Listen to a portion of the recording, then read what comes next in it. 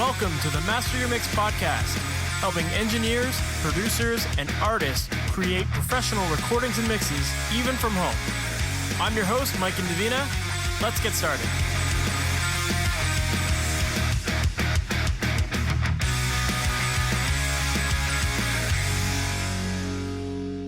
Hey, welcome to the Master Your Mix podcast. My name is Mike and Davina, and thanks for hanging out.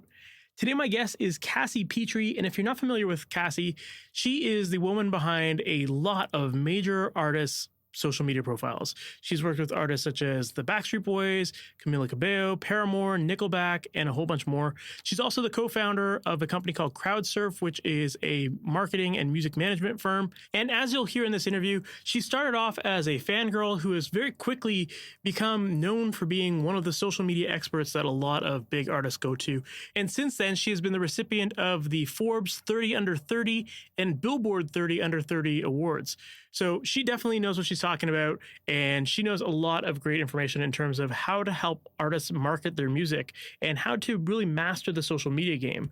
So I wanted to bring her on here today because I know that usually we talk about audio engineering and all the techie kind of stuff, but I know that there are a lot of you out there who have been working on your music and you're ready to release it. And now you're thinking, well, what do I do to make people notice this? How do I get people to start listening to my music or follow me or, buy tickets to my shows and that kind of stuff? In this interview, we're going to cover a lot of those details in terms of what things you should be considering with your marketing and how far in advance you should be doing it, what kind of content you should be making, what metrics matter, all of that kind of stuff. Again, Cassie does this every day for major artists. So she's seen what works and what doesn't. So I thought that she'd be a great person to have on the podcast today to help you with getting your music noticed and to help you start to have a better game plan for what to do as far as promoting your music. So with that said, let's just jump right into this interview because I know you're going to find it super helpful. Cassie Petrey, thank you so much for being on the Master Your Mix podcast. How's it going? Good. And thank you for having me. I appreciate it. Of course. For people who might not be familiar with you and what you do, who you are, and how you ultimately got into this, can you give us that background? Yes. So I am Cassie. I am the co-founder of a company called CrowdSurf. We've existed for over 16 years now. And that company is focused on social media marketing. And in the past couple of years, we've also kind of forayed into artist management as well. Before I started the company, I worked at Warner Music Group.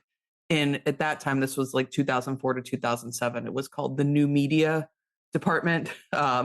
Basically, the New Media Department just collected everything in the building that nobody else knew what to do with, which was, fun times. And then, what kind of led me into that job there is I was actually just a really big fangirl. Like I loved the Backstreet Boys when I was 11 and 12. And I still love them to this day, but that's when my love for them started. And I made this big online fanzine that I sent out via AOL because that was kind of like the main sort of way of communicating at the time. And that really just solidified my love for like being a part of the music scene and going to concerts. And then I think when I was about 15 years old, I realized that there were jobs that weren't the person on stage. And I sort of became hyper-focused on that and being the person that supports artists and started like doing that. I'm from Louisville, Kentucky, and I started doing that on a local level, like helping local bands with their email list. Pure Volume was a website that was becoming more popular at the time. I was helping artists with their Pure Volume pages. I was helping them sell merch. I was helping national acts coming through Louisville, Kentucky, post flyers and letting people know about their shows. So I just was, in high school, started getting into helping artists in different ways. And that's like what kind of led me into a college rep job at Warner Music Group, which led me to like that new media department, which sort of like made me really hone my focus in on digital. And that was kind of the beginning of what I think kind of the beginning of working in social media, like professionally, and what was really sort of, teed me up to start CrowdSurf with my business partners, a similar background and a similar situation. And I'm just grateful we still exist and that we've gotten to watch social media evolve and I think help a lot of artists tackle the beast along the way. Yeah, of course. It's interesting because it sounded like, you were just a fan first and then you just started helping people, local people. Like, did you have any sort of experience at all with like merchandising or social media or anything or like how did you ultimately learn how to like deal with that and like approach artists and say, hey, I want to help you out with this? Or was it just like literally volunteering and learning on the fly? I've always been a volunteer and learn on the fly, and I honestly kind of struggle with this to this day when, like, training staff members now, because 'cause they're like, "We need more training," and I'm like, I don't know how to, like I mean, I've figured out ways to do that better over the years because I had to survive as an entrepreneur, but at first when I would get that question, I'm like, "Training? Like, what is that? Like, what does that mean? How do you get that?" I've learned that I'm a very, like, kinetic person in terms of learning and absorbing information. When I do conference calls, I actually like to go on a walk because I focus better. Mhm. I like, moving. Real life, like, helps me, like, absorb stuff, and I think I learn the same way. So, it was just finding a local band that I liked and kind of, like, I would just look at, like, what I could find about them online and go to a show, and I could immediately, like, see the holes in a lot of stuff and where they needed help. I could see, like, that the person running merch wasn't friendly enough or wasn't proactive enough or that they should have more product or that they should have an email list at the table. I feel like I can look at any music project that exists, even when I was 15, and be able to find 5 ways that I could help make that artist's career better. Not from, like, a product or music standpoint, but from, like, a marketing and infrastructure standpoint. I just think it's kind of a knack that I've always had. So when I found a local band, I was like, "Oh, I can run your email list and I'll print out the clipboard at the next show and set it up." And they're like, "Oh, okay, sure." We hadn't even thought about that. So I've just Yeah. always kind of dived in and figured out how to help. Yeah, it's funny that you mentioned like bands not even thinking about things like that. And I think that there's a lot of artists that are in that same boat where it's like they make music because that's what they love, and then they're like, oh well, I guess we're a band, so we should probably do what bands do and maybe just get some shirts or something. You know, like it's just kind of like they're following what other people are doing and not even really strategizing any of it. You know, um, yeah, I'd love to get Yeah. your thoughts on that, and if you find that to be true as well. Yeah, no, I definitely find that to be true. And I understand why, like, and for, like, context for listeners, I live with my boyfriend. We've been together for 8 years, and he is a musician and has a studio in our house. And so I feel like I've gotten to understand artists and musicians even more through that process that I did, before with just working with musicians versus living with one. And the making music is a very all-encompassing job. Like, if I go to an office and work for 8 or 9 hours, I still don't think that takes as much energy as it does, like, a 4 hours in the studio. Like, making music is a very all-encompassing, energy draining, sometimes in a good way, but, like, it takes a lot more out of you than it does for me to be on conference calls and answer emails in a lot of circumstances. So, I understand why all this other stuff is probably a second thought because there's so much energy that goes into making great music. So I completely understand why there's not much brain power left after you've gotten through that part of it. Fair. Yeah. But at the same time, too, it's like once you're done with those recordings, what are you gonna do about it now? Right. Like that's where I think people need to start shifting their mindset a little bit. And it's like, the days of I think that these days I've always said like we're in the entertainment industry, we're not in the music industry. And it's like the music is a part of the entertainment. And we now need to be focusing on the social media and the marketing, all that stuff is part of the entertainment. That's how you connect with your fans. That's how you market yourself and that's how you keep top of mind. So um, I feel like there's a lot of bands who just still think it's like the music industry and you just have good songs and that's all you need. But there's definitely a lot more to it, especially as a young artist. I would think, unless you disagree with that. No, I don't disagree with that. And I think that there's always been a lot of, extra work to it. And there's a difference between, wanting to make music and wanting to be an artist. And I think that a lot of people have to decide if they want to go on that journey of being an artist. And being an artist, requires, if you want that to be your actual living versus a hobby, there's a lot of business that goes into that side of the job. And there's a lot of, more work versus just creating music. And you have to figure out, okay, like how do I take what I made? How do I take my art and put it out and sell it as a product? And how do I get over sort of like the mental blocks that I could have with that? But that, I think that's a decision that a lot of people have to make, because there's a lot of people, a lot of musicians that it's their hobby and they want to do it for fun, and it's not their job, and they don't have to worry about that part of it. But if you want it to be your job, that essentially means you're probably becoming an artist or working with artists in some capacity, and you have to figure out what the business infrastructure is behind that. Yeah, that makes a lot of sense, and it's good to distinguish those two for sure. So I'm curious then, like, you talked about how you have this ability to like look at a band's merchandising or strategy, whatever you want to call it, and kind of see like, oh, you need to have this, you need to have this. Do you feel like you're able to do that because you come to it from the perspective of a fan first? Yeah, and in general, even outside of music, I just feel like I am an ultimate consumer. So I think having a consumer perspective really helps me in a lot of these situations. So definitely being like an ultimate consumer from a fan perspective, I think really helps. But in general, like I like when I get the right Instagram ad for me. Like for some reason, I think a lot of people feel sort of like duped in that situation. And I feel like excited. I'm like, they targeted me correctly. They made the perfect piece of content, and I'm going to buy what they sold me. And I am excited about that because I feel like I'm like, you did good and I want this product, and I'm proud of you for marketing it to me. Like I enjoy like being the consumer in all aspects. So yeah, I do think having a consumer perspective and like sort of observing my own behavior with that has been a really big advantage for me. Yeah, that makes a lot of sense. And yeah, with the ads, I'm totally with you on that. Like, it's a double-edged sword because it's like I don't want to spend money because I see ads of things that I want, but I'd rather see things that I want and lust over them than like a bunch of garbage that I don't want to scroll through, right?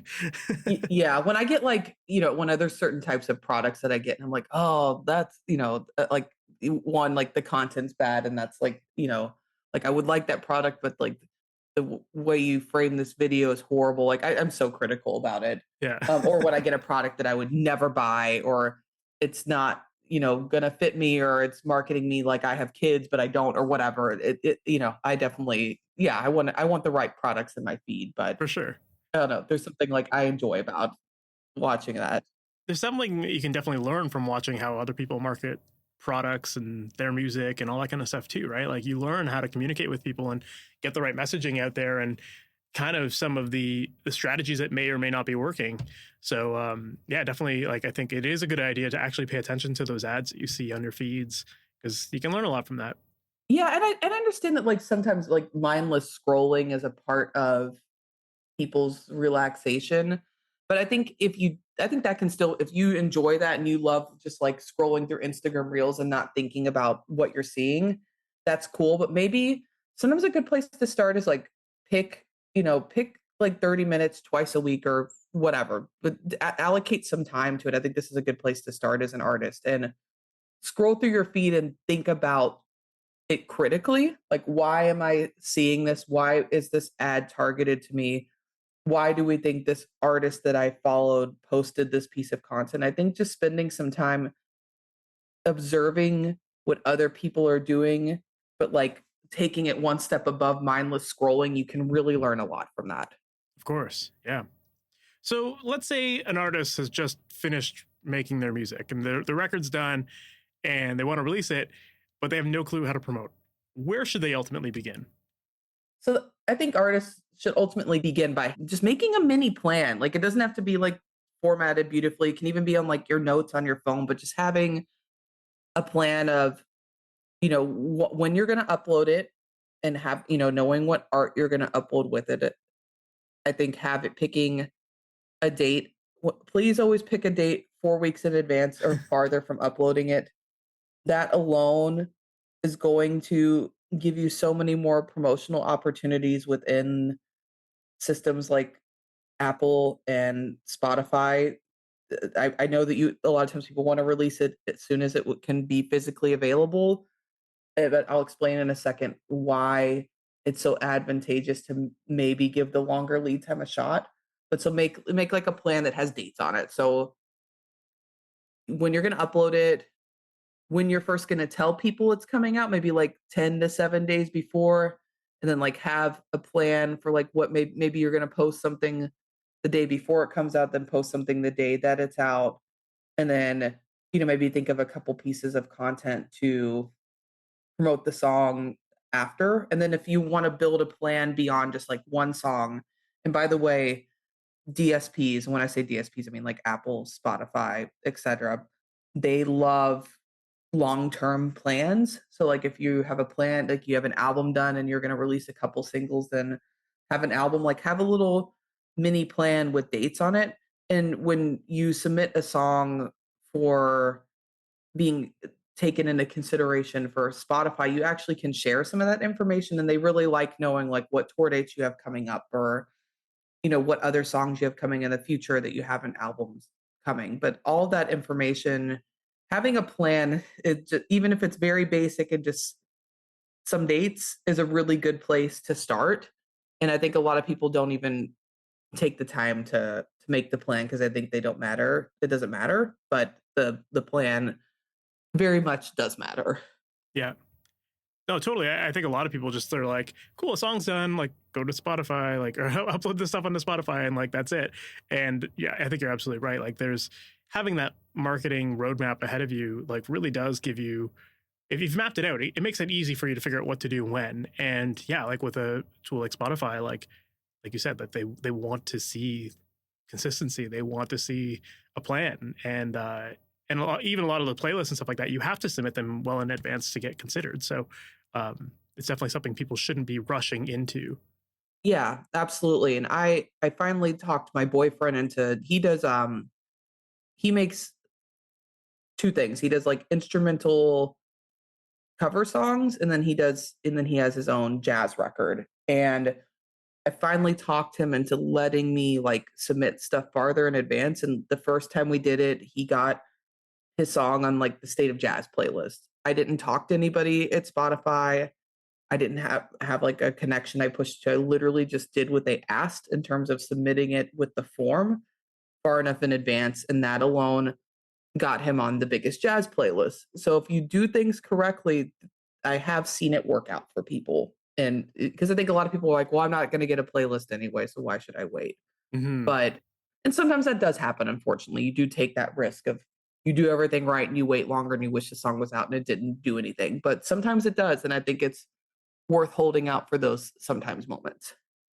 I think that's a really good point that you bring up. And it's not just about having connections with Spotify or whoever. It's like just follow the process. It's usually like there's a process for a reason. So if you actually pay attention to that kind of stuff and submit accordingly to like those terms, like then you're going to increase your chances of getting picked. So I think that's important because yeah, there's still a lot of people in the industry who will think like, oh, it's all about like who you know, and if I don't know somebody there, then I'm not going to get what I need, that kind of thing, or what I want.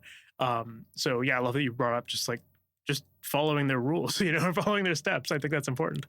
And even if you do know people, like let's say, because I work on a lot of pop artists. So like I know the pop editors there. The first thing they're gonna ask me if I email them in a pitch is, did you submit it through the pitch tool yet? And they might be able to like flag it or make sure like certain editors take a second look at it, but I'm still gonna have to fill out that form. There's no way around filling out the artist pitch form on Spotify to get placement. They're going to make me do it no matter Mhm. what. Even if I know the president, they're still going to make me fill out the form. Yeah, I'm going to have to go through the process. love that. So you talked about like the long-term strategy and kind of letting Spotify know about that kind of stuff. Are there like any specific release strategies that you can think of that can help people with their music? Like, do you recommend people be releasing singles these days versus just like a straight up album? Like, is there anything to consider there? I think it's a combination of both. I think having a couple single moments leading into an EP or an album can be nice. I saw this article on Billboard a couple days ago that talked about how some of the biggest successes this year were on the back of albums versus the single release strategy. So I'm hoping that we see more like albums in the mix again, because I think people are so focused on these single moments Mhm. that we've kind of lost albums, but there's a lot of data now showing that people are going through and listening through full albums, and that is like increasing people's streams and that people are interested in that still. Um, but I think it can be either way. I've had a lot of success too with artists who just release every 6 weeks religiously, like release a single. I've seen success on both sides, but even if they're releasing the song every 6 weeks, they're still running probably like 5 or 6 songs ahead. Like they know in 6 months what song is coming out. And I think a lot of the artists that I see that have the most success have like they master that balance of not waiting too long to release something, but also like having, not knowing what's coming after the current song they have. They have a long-term roadmap. So I think it's kind of hitting that balance. But I think maybe the sort of the because I think a lot of musicians sort of they have like a problem with finishing a song. They'll like sit with it forever and make changes on it forever. And I think at some point you have to call it done. And then and maybe done, it doesn't mean like you put it on out immediately, but you put it on the schedule to release it immediately. Hmm. Well, that makes sense. I mean, you don't want to be playing catch up and like feeling like you have to like rush through the process. Like the more you finish the songs in advance, like the more you can actually be strategic with releasing them and getting all your ducks in a row to like not just put it on Spotify, but also to plan out your social media marketing and all that other kind of stuff that you're going to be doing with it. I'm curious to get your thoughts, like with albums on Spotify. Like I think one of the big trends that we've seen, obviously, in the last few years has been like releasing singles. And I think a part of that is because of kind of that long-term roadmap, like you were talking about, where if people are releasing songs every 6 months or every 6 weeks, it's almost like you're keeping top of mind and you're feeding the machine like new material all the time.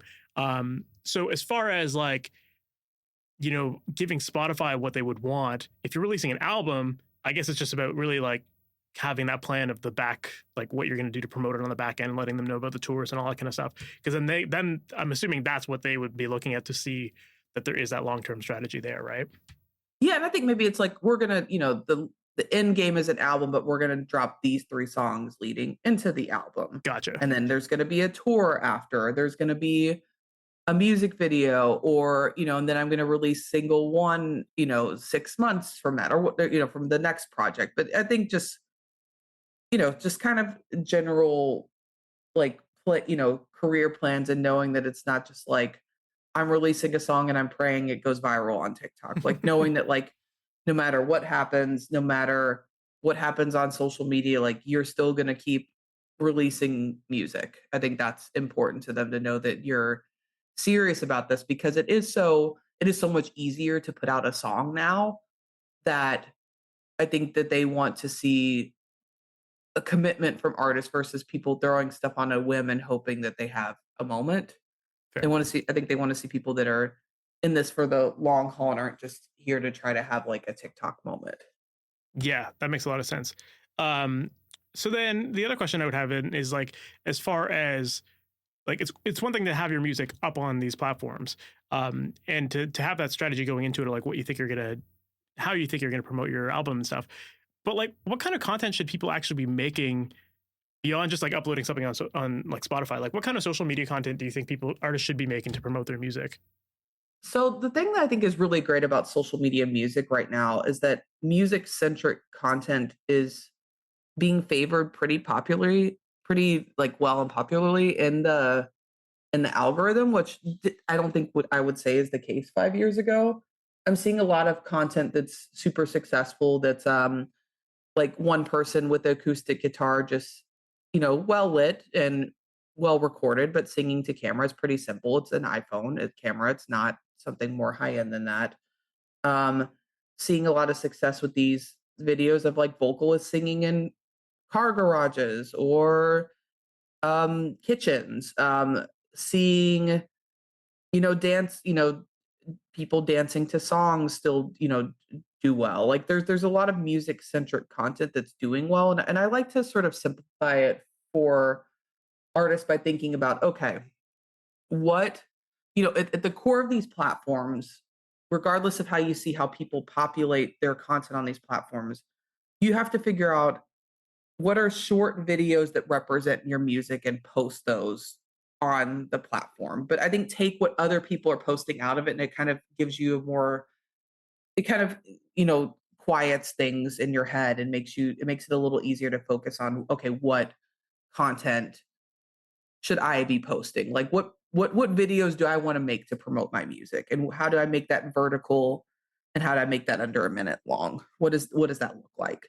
Mhm. Because I think a lot of times people get caught up, especially when more music centric content wasn't as popular on these platforms. I think artists would be stressed out because they would see lip syncing videos or like quirky dance trend videos and they're like, that's not me. And I'm like, I'm not asking you to make those videos. I know those aren't you. Like, I don't want you to do something that's not you. But Mhm. what piece of video content is you? Because, and again, if you want to be an artist versus a musician, an artist is going, people are going to have to see you sometimes, whether it's on stage or on video or in pictures.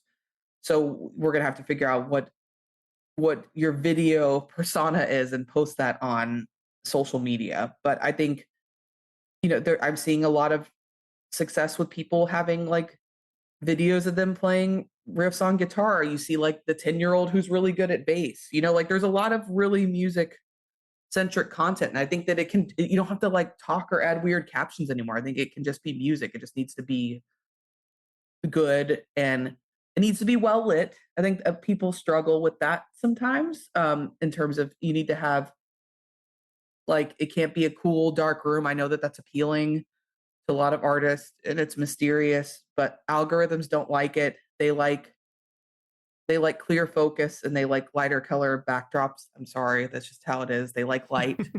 They in most Sucks to be a situations. goth band.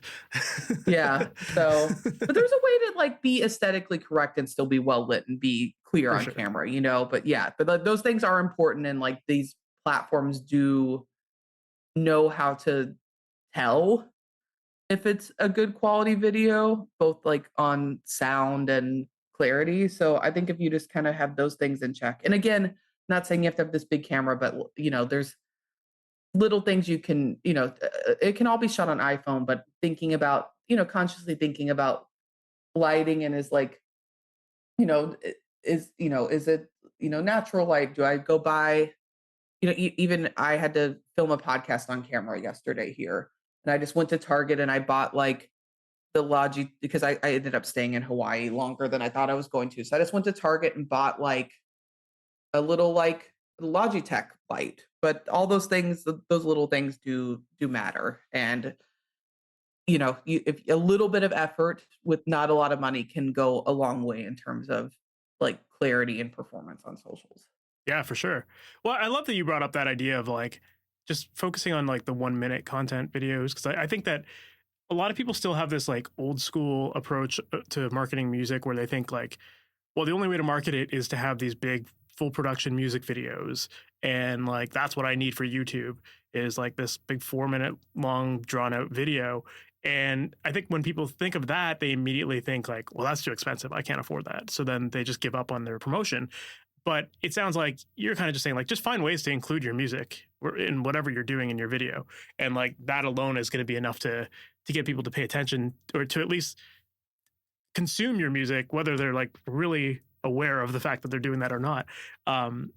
So I'm curious to also get your thoughts then, like as far as the promotion side of things, should people be making more of an attempt to like make the music the thing in the forefront, or is it like more about connecting the audience with the members of the band or that kind of thing?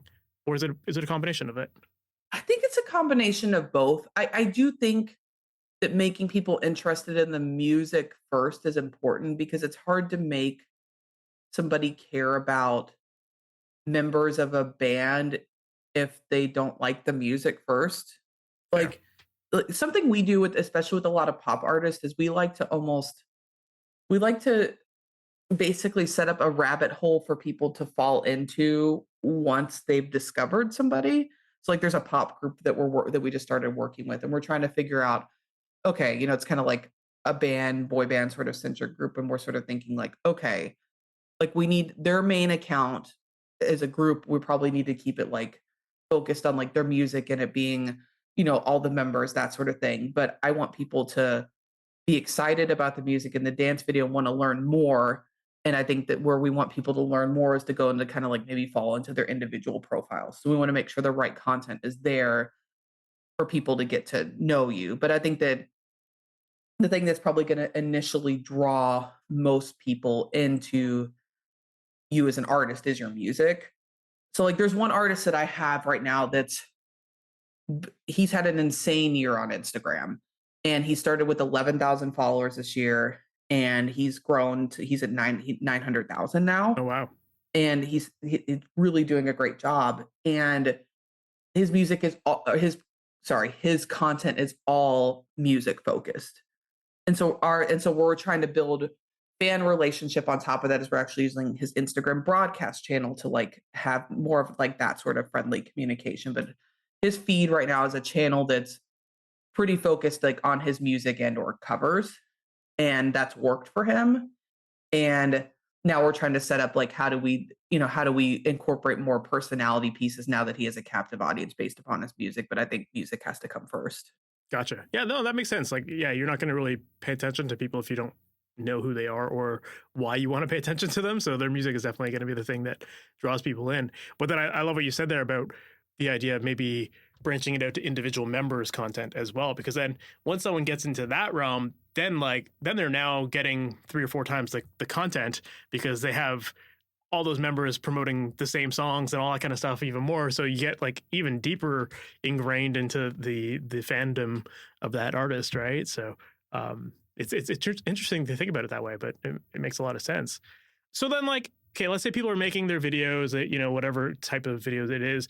Like at that point, there, like, what metrics should people be paying attention to know if this content is even working, or does it matter? I mean, I think it matters to a certain extent, but I think that what the metrics I like people to pay attention to is their own. Like, did I do better last month or this month? And why? And I think you just always want to try to do a little better than you did the previous month. Because if you start comparing yourself to other people, like one, you don't have access to their full analytics, so it's hard to really compare yourself versus like what popped up in your feed and how many likes and comments they're getting. But two, it just becomes mentally exhausting. So I think it's just important to figure out how did I do better this month versus last month. And I think it figure out some like, yes, look at likes and engagement, but just in general, especially on Instagram, something I like to tell artists is that in general, that platform's likes and comments are falling. So like it's, I don't get in your head about it if it's not growing the way that it did a year ago. There's just no new people in the world left to sign up for Instagram. So therefore your numbers are not gonna grow in most circumstances. It's a population issue. There's nobody new to sign up. So Mhm. unless you're having these like sort of external moments outside of social media that are making you popular, or you're having like insane viral moments on reels, growth is kind of hard and engagement is kind of hard. But make some variables that you can control. Like, okay, last month I posted 3 videos, and this month I'm going to post 5. Like those, I think those are kind of really good goals. Like I posted more stories this month. I posted more videos versus photos this month. Like I think creating some things that you can actually control is really important in that process, because there's a lot of stuff that you can't control on TikTok and Meta platforms, unfortunately. Yeah, that makes a lot of sense. Do you have any like recommendations for how often people should be posting stuff?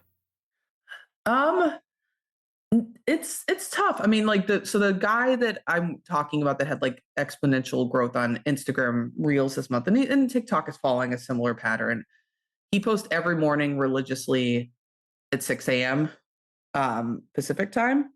That's like the moment for him that seems to be doing well.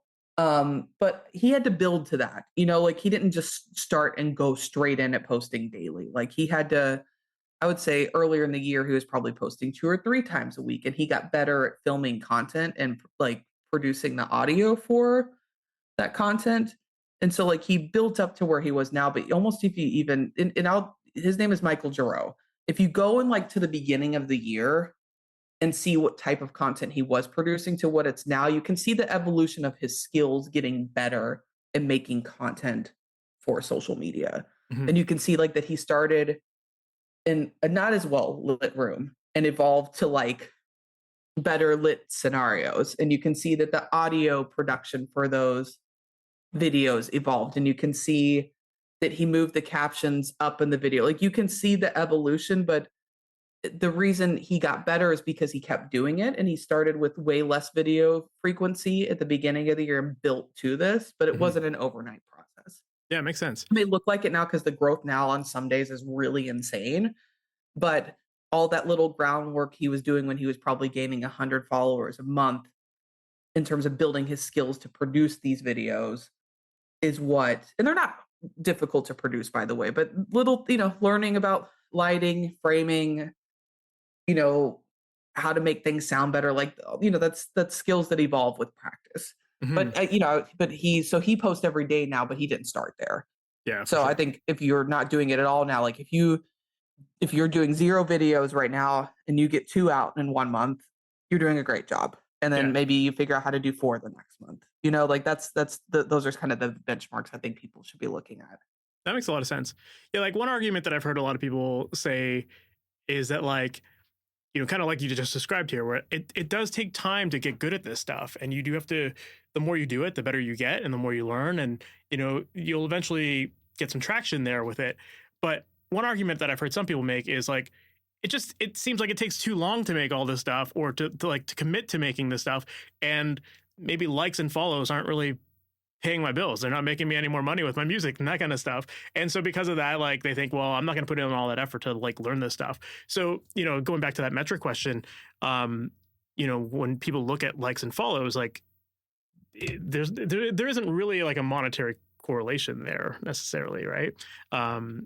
So I'm just curious to get your thoughts on that. Like, do those likes and follows really matter as far as like growth? Obviously growth on the platform, sure. But like, from your perspective, like, are there is there more of a correlation there as to in terms of like the size of your audience on Instagram versus how much you're making selling your music and that kind of stuff? I mean, it's tough. Like I don't think there's a direct correlation. I know some people who have like, millions of followers on TikTok that can't move any tickets. And I know some people that have 200,000 and can move a ton of tickets. My favorite data point is actually ticket counts. That is my favorite thing to look at because that is the thing that matters the most. But success on social media can lead to better ticket counts, but I don't think it doesn't translate the same for everyone. But for example, my company works with a comedian named Taylor Tomlinson, and we've worked with her since pretty early on. And when she started, she was definitely under like 50,000 Instagram followers, and she's worked really hard at social media over the past several years, and it's led to she's had a lot of other factors in her career in terms of Netflix specials, and now she's a late night TV show host, which is like that's going to launch next year, but that's like a big moment for her. Um, but I will say, as her social media grew, it definitely was a contributing factor, I think, to her ticket counts getting better. But she doesn't have like 20 million Instagram followers. She has, she's, but it's like the numbers do help grow the important things, but they're not the end all be all of everything. Because I know people who have 20 times the amount of Instagram followers than her would not be able to sell out a theater, or, I feel like she's probably close to being going into arenas at some point.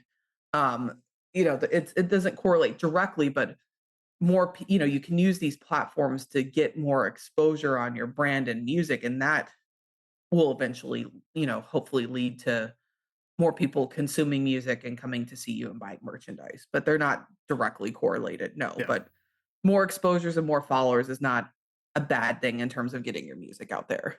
For sure. Yeah, I guess it's just more of like it's like growing a mailing list, right? It's like the more people that are on your mailing list, the more people are getting notified about the new things that you have. And as long as you're growing an audience of the right people who truly connect with you and your message and your music, then the bigger that audience gets, then the more likely I guess you would be to having better ticket sales as a result of that. Yeah, for sure. And as somebody is growing their touring career, like their social media numbers are going to increase. Like that's going to happen. It may not be like influencer level increase, but they are going to go up for sure. Yeah. So on that note of those people who are like, maybe this isn't worth it for me.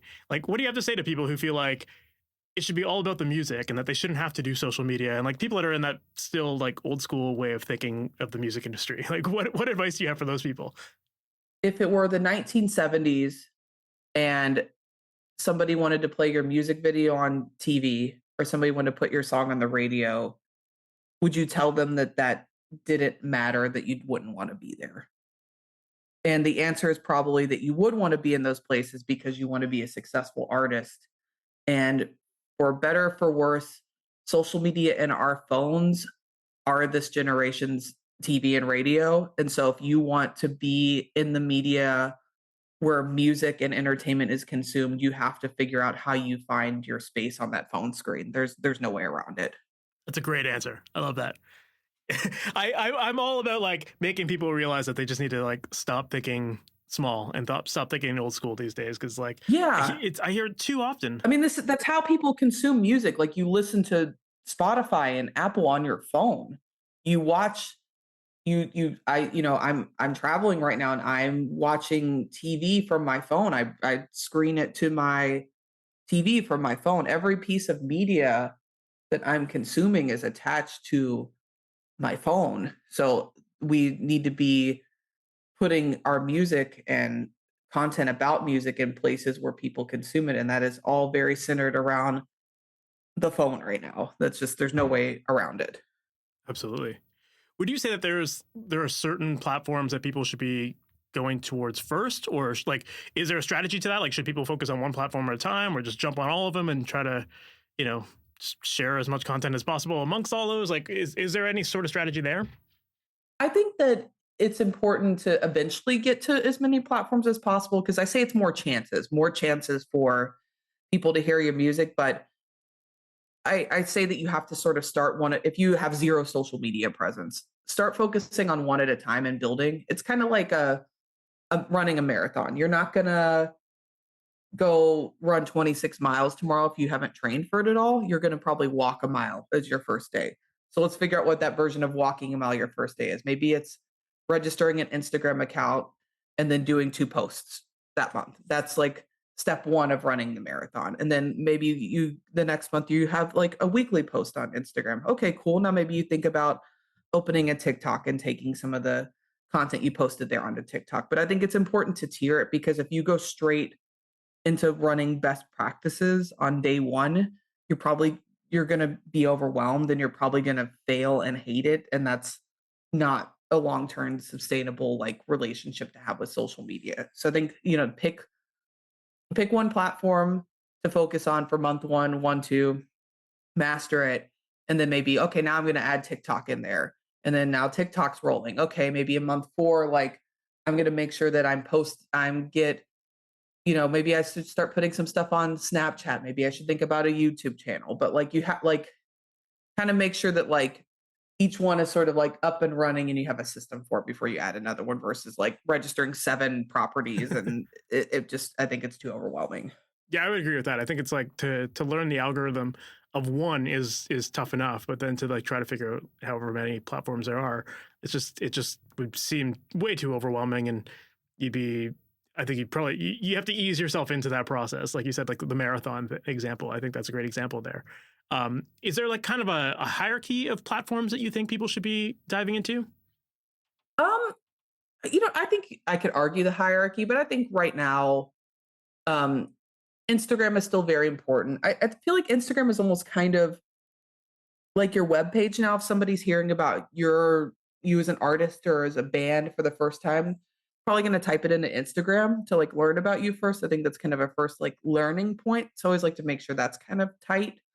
Um, TikTok still has a lot of great moments to get on people's for you pages or still go quote unquote go viral. So I think that those 2 are kind of where I prioritize stuff. But then I've also seen people have some really nice moments on Snapchat, on YouTube Shorts, Facebook Reels, depending on the type of music you have. Like I've seen some really big moments there too. So there's a lot of different little places, but I would still say Instagram is still kind of like a key important player and I think an easy sort of entry point for people to start with. Interesting. I find that fascinating you said that, because I think a lot of people, just because a lot of people spend time on Facebook, would maybe gravitate towards that or something like a YouTube as one of the earlier things to go into. Um, but I think you're right. Like, I think Instagram does give you a lot of different options to explore between like your posts and your stories and the lives and all that kind of stuff. So it kind of does seem like a good platform to get all of the important things to start. So yeah, it's very interesting. And I think something that's kind of tricky about YouTube and Facebook is that, like, I would say, like, posting on Instagram is similar to consuming on Instagram, like being a consumer, but Facebook has a lot more differences in terms of running a page versus like being a regular like profile engaging with friends on there. So that's why I think that one's a little more challenging. And same with kind of YouTube. It's a little different than like watching videos and commenting versus like running your own channel. I mean, they're both doable, but I would say Instagram is kind of the closest entry point to also like consuming on the platform. Gotcha. Yeah, that makes a lot of sense. In terms of planning social media posts and scheduling all that kind of stuff, are there any specific tools that you like to use to help you through that process? I have trust issues with tools. Okay. um, which I think just maybe because I've been doing this for almost 20 years, I've seen a lot of tools exist and like mess up. I've seen them be a part of like password leaks. I've seen them post at the wrong time or not post when you schedule it. So I have trust issues with them. If I do use them, they're usually the ones that are native to the platforms. And I actually still make somebody, like, if we have a tour announced for Europe and it's at 2 a.m. in the United States, I'm still making somebody get up to make sure, like, we can pre-schedule it, but I'm making sure somebody gets up to make sure that they went up, because there are issues and they don't sometimes. So the way that I sort of plan is I'm pretty simple. I just make sure I have a plan in Google Doc that multiple people can look at, and I update it on a ongoing basis. But I keep it simple. I don't use a lot of social media planning tools because it's I don't know. I feel like it ends up going out the window, and none of my artists want to use those. They don't want to look at them and approve stuff on them. And I find that I just use documents to keep myself organized. And a lot of times with our clients, we're like texting them on a daily basis to be like, "Hey, reminder, you need to post this today," or "Hey, can we post this for you?" But it's like we're organizing ourselves, but they don't even have insight to those documents because they don't care to look at them. Gotcha. That makes a lot of sense. Yeah, I've even heard the argument for doing it manually, that by doing it manually, as soon as you post it, you can kind of see the immediate results of it. And whereas if you schedule it, you're probably not even paying attention to what people are doing with it. So, if you have a large enough following, you can see the comments come through or the shares or whatever, and like comment on people's comments. And, like, that's just another way that you can interact with people. And, it makes a good argument for why you would want to do it manually, even though it's a pain to do. It helps you just connect with people easier. Yeah, and also you're gonna catch errors too. Like I think I've seen a lot of detrimental, not really in music, but brand mistakes where they posted something and I'm like, oh, I can tell that you did that manually. Like if there was, like, when something goes up immediately after a big school shooting or a war, like it's just has started or that sort of thing. I've seen a lot of issues where I'm like, oh, that looks like really illy timed right now. And if they probably would have r- caught that in the moment if they were doing it manually. They're like, "Oh, this is really not a good idea." Like, "Oh, there's just a giant school shooting, and we're going to be pushing X sale or launching X new product." Like, you have more like you have more catches to like think about those moments, or you can catch that like people are clicking on a link and it's not working. And also, I think social media platforms, they like when you log in manually to post because what makes these platforms worth more, on the stock market or, whatever, what makes these platforms worth money is amount of time spent on them that makes them worth more money. And you're not spending more time on them if you're using tools to upload. So they want you to log in and upload manually because while you're logged in and posting, you're going to get an ad and they're going to make more money. Fair. So they want you in there. They're going to prioritize you a bit more if you're logged in there because they're able to make money off of you if you're in there. So that's another thing I think about too. Interesting. What are your thoughts on like sponsored posts and that kind of thing? Like, should people be doing that? to get their music out there? Like paying other people to post about it? Well, either that, like either paying like influencers to market music, or um, you can also do like YouTube ads and stuff like that, where like you can maybe promote your music video, and people pay for that kind of thing. Like, do you think that those are valid options to explore as well, or should people just be focusing on the organic side of things first? I mean, I think organic definitely has a bigger upside, and there's still a lot of good moments you can have with organic. So I would definitely prioritize that as number one. But there can be some good moments with ads. Like I think right now, something I've kind of learned over the years is that the earlier in on an advertising product you get, the better bang for your buck you're going to get because it's not as developed. So right now, TikTok is kind of the ad platform that's underdeveloped because it's not as old of a platform. So I would say that you're going to get the most like impressions out of boosting a TikTok post right now. But like years ago, that was Instagram and Facebook. And before that, it was YouTube. But as they mature, you kind of have like, and they have better tools for targeting, you get sort of those less kind of magic moments for less money. But I think all those platforms can be worth spending a little bit on it, and you don't have to spend a lot. There, all those platforms will take smaller amounts of money for boosting, and I think you can experiment and see how those do. The one thing I always recommend to people is if you're have no experience with advertising, like spend time when you're buying the ad to look at every part of the form you can fill out. I think a lot of people skip over it because they're like, I don't know what this means. But if you spend a little bit of time, you can figure it out. You can figure out that this means like what countries it's targeted to, and this means what age group it's targeted to, and this means what interest it's targeted to. But like spend time and like don't ever just like leave any part of the form to like automatic. Like look at it and think about it. And I think that's where you can catch a lot of things and sort of get better rates on ads. But I think the things that are worth spending money on from a music standpoint is maybe like a small TikTok boost here and there. I think is a good place to start in terms of spending money. You can have some really good moments if you do have like if you have a music video. I think you can have some good moments on AdSense with pushing a YouTube video even for a couple $100. It can translate to several thousand views easily if you set it up correctly. But I think those are two good places to start, and maybe a little money towards Spotify's marquee tool. I think that's another good place to spend. Um, but I would spend it more on boost versus like custom ads in the beginning, if that makes sense. Yeah, it makes sense. This is going to be a super loaded question, but like, as far as budgeting for from the promotion of music, like, do you have any advice there in terms of like how much people should save up in advance to market their material? Like, obviously, the more money you have available, the more you're gonna be able to do with it. But are there any recommendations there as far as like how big or small people should start? Um, I mean, in terms of like paid advertising, I think do a song and start really small and see how it goes. Like and like maybe do like $250 on a song, and do $50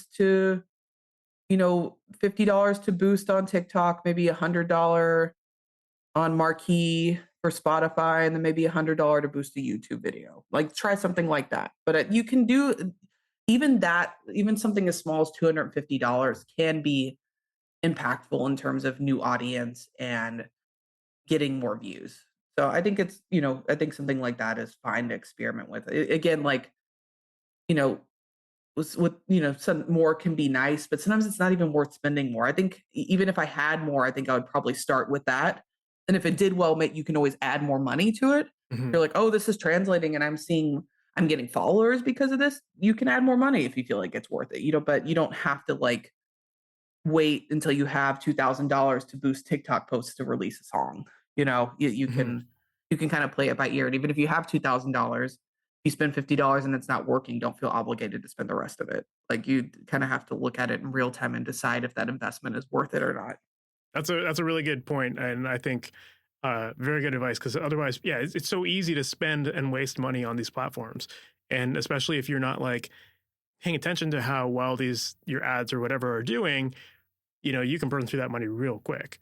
So For at least if sure. you spend a little bit of money here and there, and then you kind of evaluate, do you need to make any tweaks to it, like that kind of thing, that's going to allow you to get much further if you're like updating according to the success of your post. And if it's working and it's crushing, then absolutely just spend the money on it. But I think that's a really good point to bring up, is that you don't have to spend your full budget right away.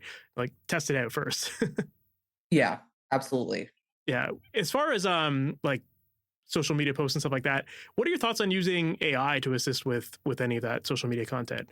Do you feel like there are valid uses for it, or that it can be helpful, or any advice there? I think it still has a little bit of ways to go. Um, I wouldn't trust it completely. I think AI is good for brainstorming, like even on Chat GPT, if you're like, I'm this kind of artist and I want ideas for what to post on TikTok, it'll shoot back to you like 7 ideas. And one or two of them might be like a good thought starter, but like I just don't think any of these are fully dependable yet. I just think they take some of the legwork out of brainstorming when maybe you have that mental block. Hmm. No, that makes a lot of sense. Yeah, I think it's a good it's a good idea starter, that, if anything. There, yeah, makes a lot of sense.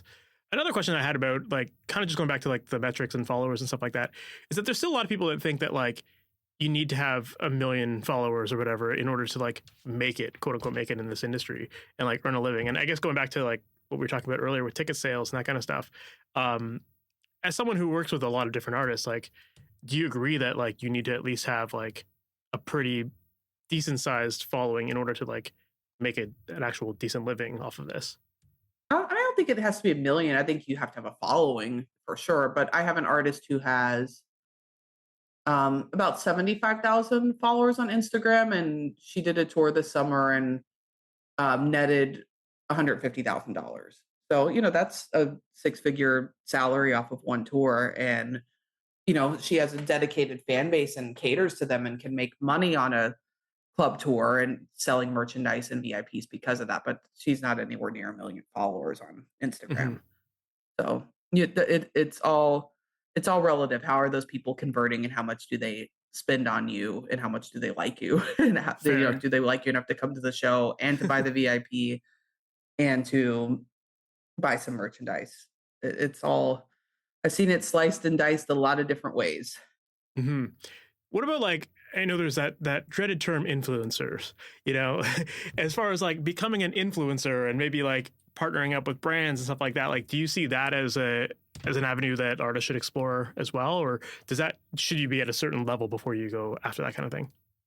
I think that. I mean, it depends. Like, I think that there's some. I think the influencers that are the most successful right now, that are like kind of new to that industry, are people who are super niche. So like, if play it guitar a certain way and all of your content is about guitars, you'll probably pull in some like deals around guitar. If you have 100,000 followers and post a lot about guitars, like you're probably gonna be able to make a living doing that. I mean, I'm in Hawaii right now, so I was looking up some like female surfers last night, and I found this one girl in Hawaii that has like $125,000, and or not $125,000, 125,000 fans on Instagram.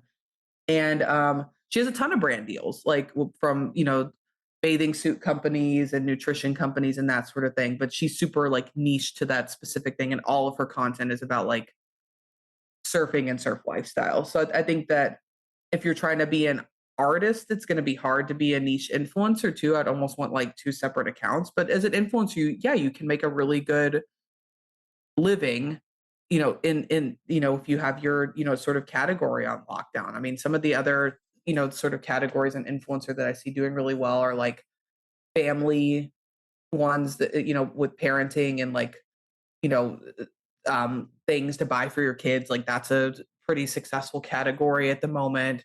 A lot of nutrition stuff is super successful, but I think it's hard to like pursue music and that on the same channel. I would almost want them to be separate. Hmm.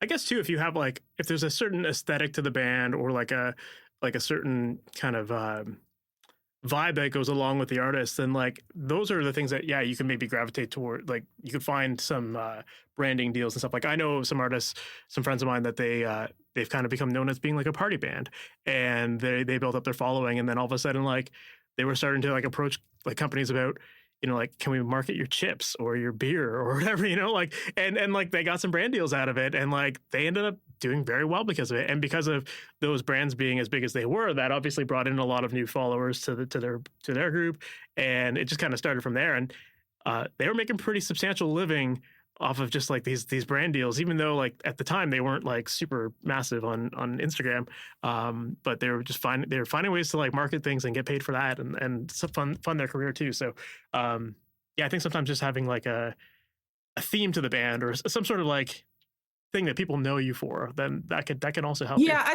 but I think the music still has to come first. Like it's like they had the brand that made sense for those products, and I think every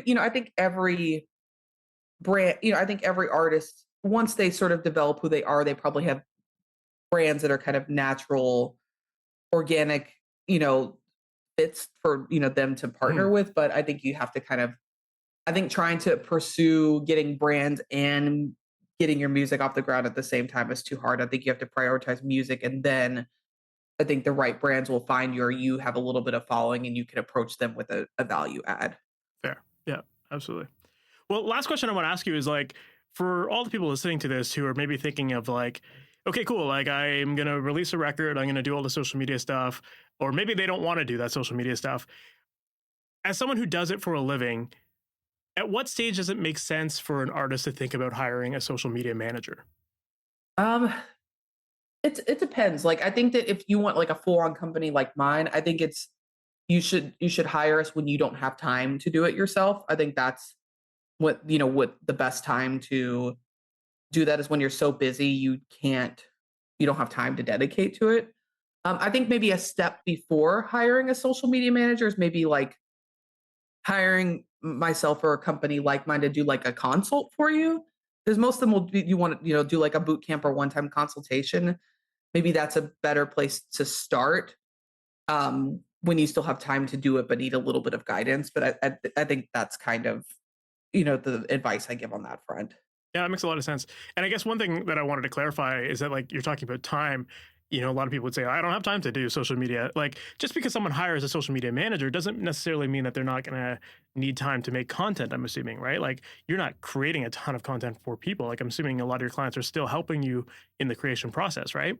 Yeah, I mean, we're definitely taking time off their plate, but I can't be them. Like they're going to still have to like, shoot video or show up to a shoot that we set up to shoot content. They're going to have to approve posts. They're going to have to go live sometimes on Instagram, maybe, or TikTok. Like they're still going to have to participate, but they won't have to spend as much time in terms of like ideation, organizing it, uploading tour dates, that kind of stuff. That's where we're going to help save time. Makes sense. Yeah, I'm glad we clarified that, because I think that's kind of like that lazy musician approach of like, oh, I just hire like a manager, or I hire a booking agent, or I hire, like social media manager. Like these people are going to do all the work for me. I don't need to do anything. So, No. yeah. I'm glad we You're always clarified going to that. have to participate. And no matter how much money you have or how much success you have. And I think a lot of artists learn this the hard way by kind of being screwed over in certain categories. You're always going to have a relationship with your accountant and talk about money. You're going to have a relationship with your lawyer and understand baseline things that they're telling you. They'll break it down and make it easier for you to understand, but you're going to have to talk to your lawyer. You're going to have to talk to your manager. You're going to have to look at your ticket counts. You're going to have to approve merch designs. Like if you're an artist, you can't avoid being a business person. You're the CEO of your brand. No matter how much you don't want to do some of those tasks, you can delegate and get a lot of the hours off your plate, but you're still going to have to be involved with communicating with these people and making decisions. That's just part of running your own company. Yeah, I think that's a great way to sum it up, and it's definitely super important. Cassie, this has been great. I've really appreciated you taking the time to talk about all this stuff, and I think that for a lot of our audience, there's a lot of people out there who are trying to put their music out, but honestly have no idea where to begin. And I think this episode is going to be really helpful. So thank you for taking the time to do it, and for giving such great answers as well. Of course, it's my pleasure. Thank you for having me. Or potentially even look into your company to potentially work with. What's the best avenue for them to do that? best avenue to reach me is on Instagram or LinkedIn. That's where I'm the most active. And my name on both of those platforms is my name, Cassie, Cassie, Petrey, Petrey. Awesome. Well, thank you again for being on here. I really appreciate it. Of course. Thank you. So that was my interview with Cassie Petrey, and I hope that you enjoyed that episode. I hope that you found it super helpful. I know it's a little different than what we normally talk about on here, but I felt like it was really relevant because I get a lot of questions from students always about, how do I promote my music, or what should I be doing? What kind of content should I be making? All that kind of stuff. So I felt like it was really helpful to have someone like Cassie come on here and really break things down and give us some insight into not only the types of content that we should be doing, but also the strategies in terms of how to think about approaching Spotify and how to think about marketing your music and all that kind of stuff. I think it's all really, really important and relevant information. And I thought she shared a ton of amazing stuff here for us. I love what she was talking about in terms of how you don't really need to spend a ton of money to make content. You could just simply use your phone, which you already have.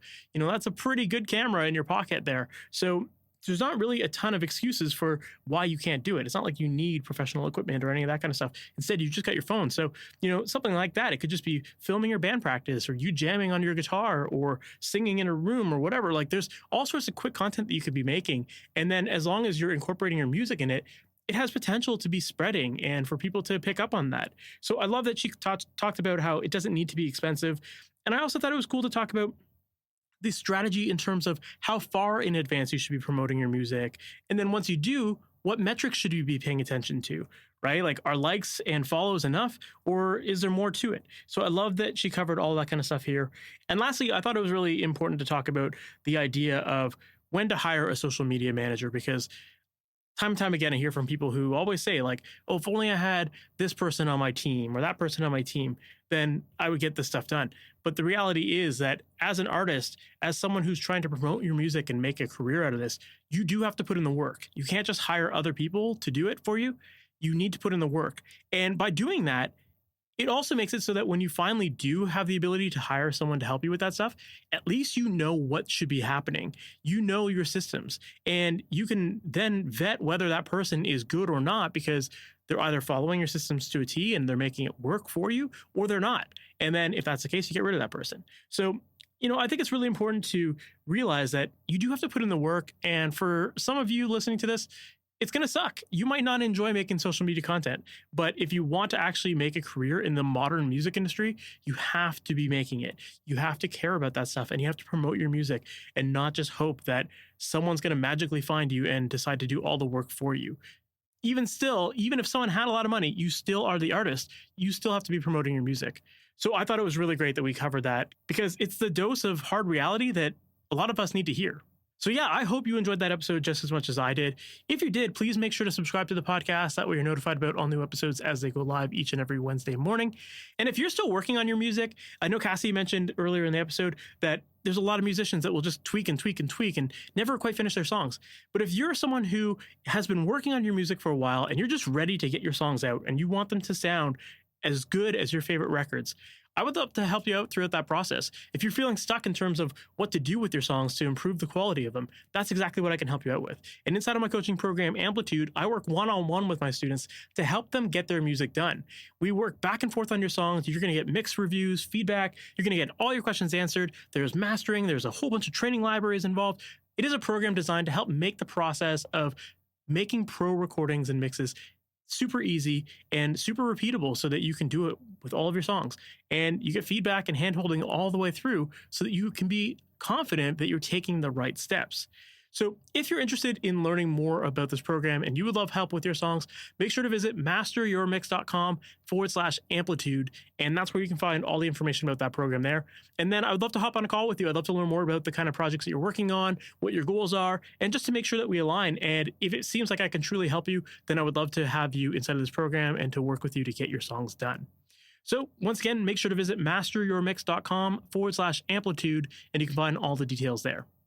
So with that said, we've reached the end of this episode. Thank you so much for sticking around, and I can't wait to chat with you in the next one. We'll talk soon. Take care. Thanks for listening to the Master Your Mix podcast. To have your questions answered, submit your questions to questions@masteryourmix.com. Please go to iTunes and subscribe and leave a review. And for more information on how you can improve your mixes, visit MasterYourMix.com.